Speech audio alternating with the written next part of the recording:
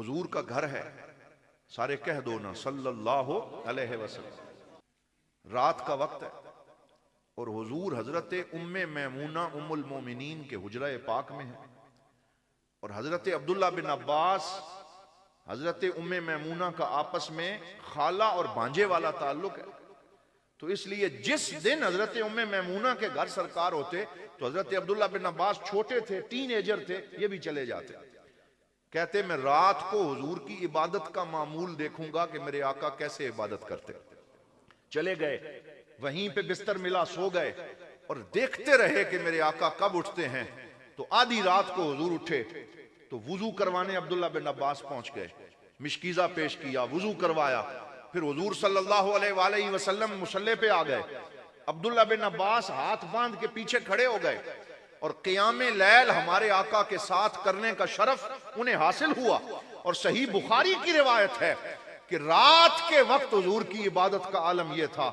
दोस्तों, हम रजब में हैं, रमजान आ रहा है, जरा ये हुजूर की इबादत का सबक भी याद करते जाओ कि रात को हमारे आका खड़े होते। फर्ज नमाज नहीं है, ये सुन्नत नहीं है, ये रात के नवाफिल हैं।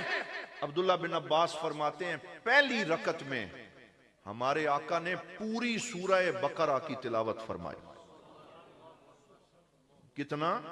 आज इमाम अगर एक रुकू ज्यादा पढ़ ले तो मुक्तदी खांसना शुरू कर देते। तो ठीक है, इमाम को मुख्तसर करना चाहिए, यह भी हुजूर का हुक्म है, क्योंकि सरकार ने फरमाया कि जब जमात करवाओ तो मुख्तसर किया करो, क्योंकि मुझे बच्चों के रोने की आवाज आए तो मेरे दिल को तकलीफ होती है। हुजूर रहमतुल लिल आलमीन है, इमामत का हुक्म अलग है, नवाफिल का हुक्म अलग है। और मेरे नबी के नफल देखो कि एक रकत में पूरी सूरह बकरा की तिलावत फरमाए।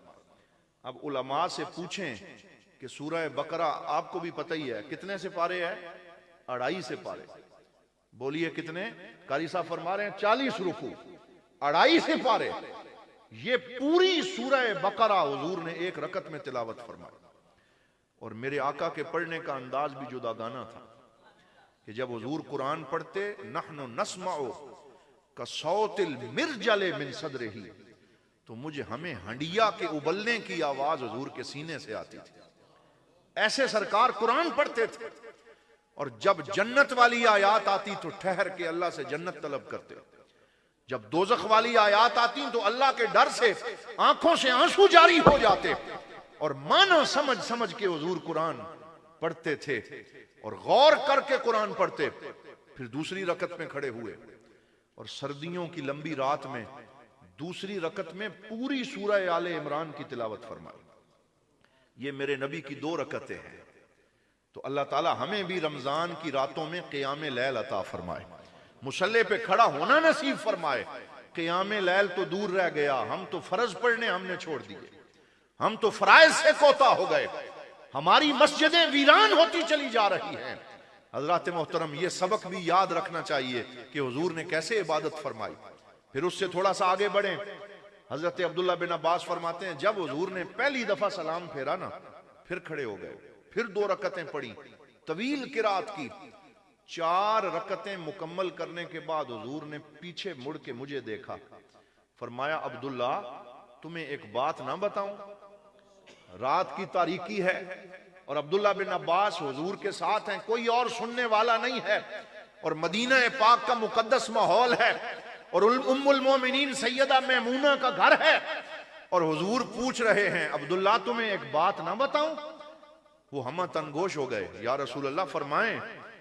तो हुजूर ने कहा कि मैं तुम्हें एक ऐसी बात बताता हूं, इहफज अल्लाह यहफजक, तू मेरी बात याद रख, अल्लाह तेरी हिफाजत फरमाएगा।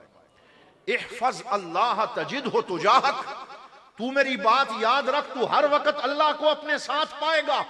अब मेरे नबी रात की तारीकी में तौहीद का बयान फरमाने लगे।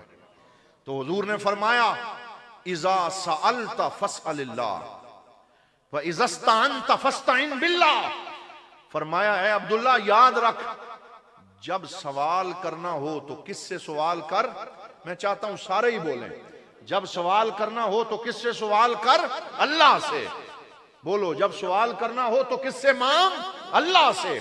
व इज़स्तानता फस्तईन बिल्लाह, और जब मदद मांगनी हो तो किससे मांग?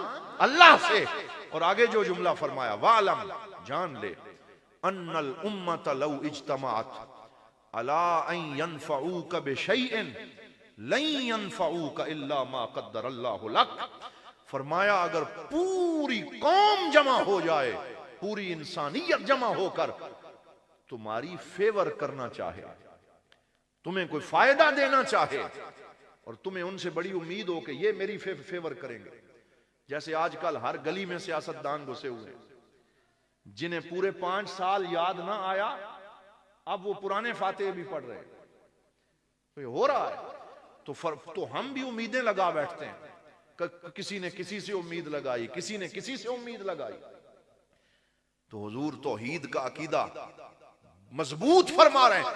फरमाया जान लो अगर पूरी कौम जमा हो जाए और वो तुम्हारी फेवर करना चाहे, तुम्हें कोई फैसिलिटेट करना चाहे, तुम्हें कोई फायदा देना चाहे, लन यनफऊक इल्ला मा क़द्दर अल्लाहु लक।